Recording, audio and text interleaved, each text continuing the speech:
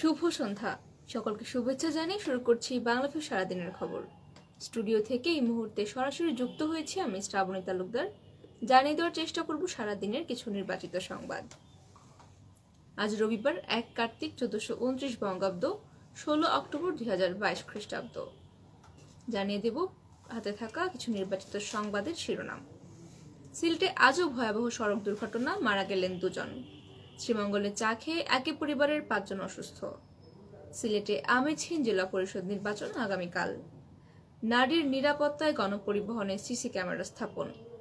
55 টাকায় চিনি এবং 110 টাকায় সয়াবিন তেল বিক্রি করবে টিসিবি।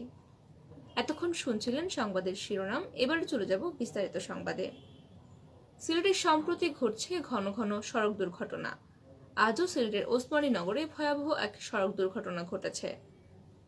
আজ ভোর 5টায় সিলেট ঢাকা মহাসড়কের 19 মাইল নামক স্থানে সিলেটগামী মাইক্রোবাস নিয়ন্ত্রণ হারিয়ে খাদে পড়ে গিয়ে এই দুর্ঘটনাটি ঘটে। দুর্ঘটনায় নিহত হয়েছেন 2 জন। তারা সিলেটের দক্ষিণ সুরমার চণ্ডীপুর মাইক্রোবাস উপকমিটির সদস্য এবং মোল্লারগাঁও এলাকার বাসিন্দা মাইক্রোবাস চালক মারজান আহমদ।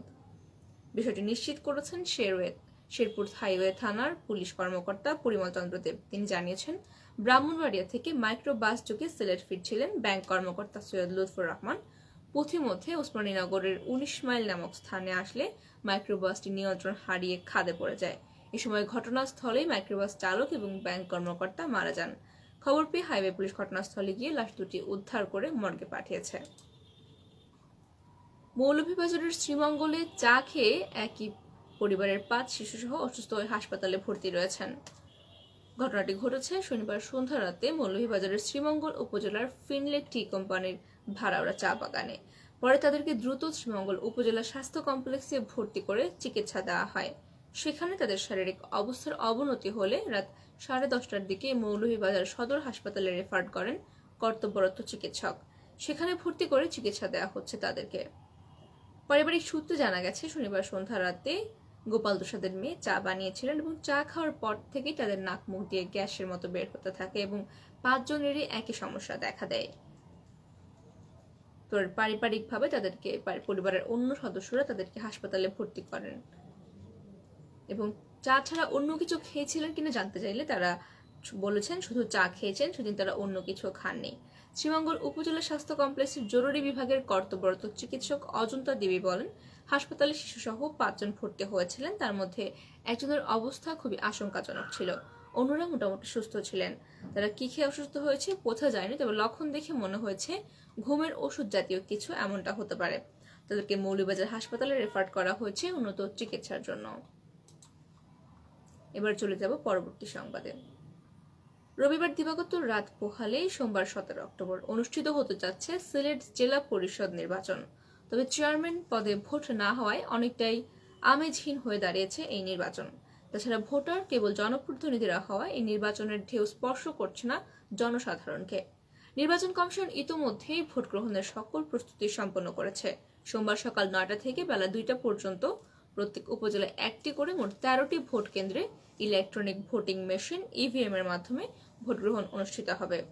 নির্বাচনকে কেন্দ্র করে ইলেকশন কমিশন নিয়েছে প্রয়োজনীয় সকল ব্যবস্থা এবং গ্রহণ করেছে যথাযথ নিরাপত্তা ব্যবস্থাও।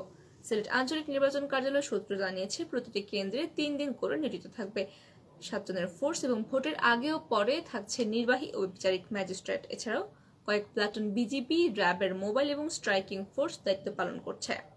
ভোট কেন্দ্রগুলোর গুরুত্ব এবং পরিস্থিতি অনুসারে জেলা প্রশাসক এবং সংশ্লিষ্ট রিটার্নিং অফিসারের সঙ্গে পুলিশ এবং মেট্রোপলিটন পুলিশের কমিশনার ফোর্সের সংখ্যাও বৃদ্ধি করা হবে। উল্লেখ্য, সিলেট জেলা পরিষদ নির্বাচনে চেয়ারম্যান পদে আওয়ামী লীগ মনোনীত প্রার্থী অ্যাডভোকেট নাসির উদ্দিন খানের কোনো প্রতিদ্বন্দ্বী না থাকায় তিনি বিনা প্রতিদ্বন্দ্বিতায় বিজয়ী হয়েছেন। তবে সোমবার জেলা পরিষদের সংরক্ষিত 5টি ওয়ার্ডে 17 জন নারী এবং 13টি সাধারণ ওয়ার্ডে 47 প্রার্থী মিলে 2টি পদে মোট 64 জন প্রার্থী প্রতিদ্বন্দ্বিতা করবেন। এতক্ষণ শুনছিলেন বৃহত্তর সিলেট বিভাগের বিভিন্ন খবর। এবারে চলে যাব জাতীয় পর্যায়ে। নারী যাত্রীদের নিরাপত্তায় রাজধানীতে চলাচলকারী বাসগুলোর মধ্যে 108টি বাসে ক্লোজ সার্কিট অর্থাৎ সিসি ক্যামেরা স্থাপন করা হয়েছে। ফলে ওইসব বাসে কোনো অপ্রীতিকর ঘটনা ঘটলে ফুটেজ প্রমাণ হিসেবে ব্যবহার করা যাবে। এজন্য অভিযোগকারীকে অবশ্যই 999 অথবা 109 নম্বরে কল করে অভিযোগ জানাতে হবে। আজ রোববার রাজধানীর মিরপুরের সৈয়দ নজরুল ইসলাম কনভেনশন সেন্টারে ব্যতিক্রম ধর্মী এই কার্যক্রমের উদ্বোধন করেন মহিলা ও শিশু প্রতিমন্ত্রী ফজিলাতুন্নেসা ইন্দিরা।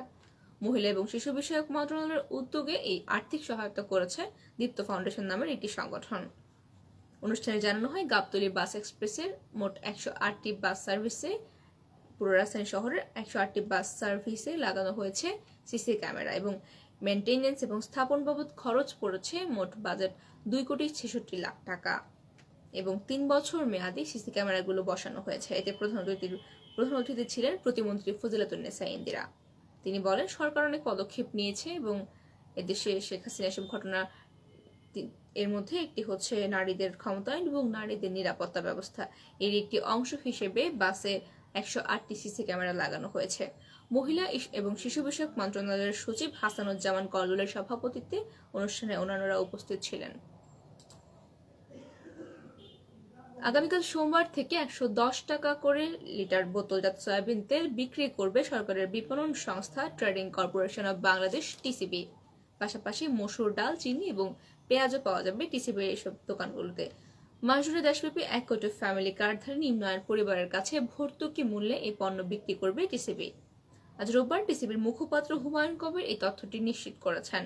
টিসিবির পক্ষ থেকে জানানো হয়েছে, নিম্ন আয়ের 1 কোটি উপকারভোগী পরিবারের মধ্যে ভর্তুকি মূল্যে টিসিবির পণ্য পৌঁছে দেওয়ার লক্ষ্যে টিসিবি মহানগরী সহ সারা দেশে অক্টোবর মাসে বিক্রয় কার্যক্রম আগামী 17 অক্টোবর থেকে শুরু করবে।